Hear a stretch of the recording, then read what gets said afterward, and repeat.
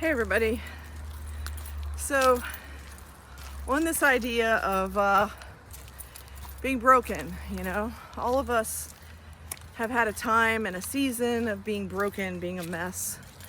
Our life was in a disaster zone, so to speak. It's pretty mucky right here. And the bottom line is, at some point, we had the opportunity to move beyond that which was, keeping us in bondage. Like, we had an opportunity to get beyond the mess that we were in. And the way to that, it's just mucky here. Woo! The way to that sometimes is through the muck, meaning that, sometimes we have to do some things that are uncomfortable, and sometimes the things really are messy and require a bunch of things to get through in order to get to the other side. Like, we have to go through trials and lessons and challenges and have certain things in our life be uprooted so that we can get to solid ground. We can create a new foundation that God can bless. And like I said, sometimes it's uncomfortable to go through that process. Sometimes it's messy. Sometimes it seems like, the end is so far away, and when are we ever going to get there, And at the same time, when we finally do realize that, when we build on a rock, when we build our life on the solid rock of Jesus, we're going to have a completely different life, because it is built on something that's solid, something that you can grow from, that you can catapult from. And when we try to build on sand, or muck, we're going to continue to keep, getting stuck in the muck and sinking in the sand. Because when you're building on sand and mud, you're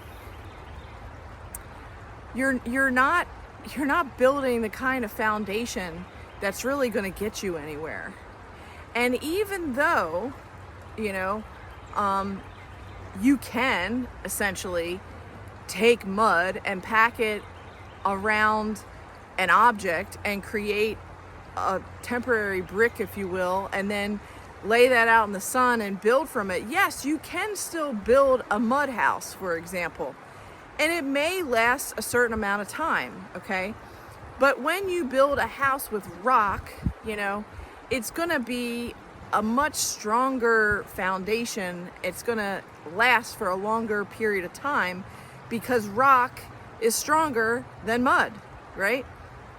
So the question is, wherever you are in your life and whatever you are dealing with in terms of obstacles and things that are difficult right now, and you think, like, when is this ever going to end?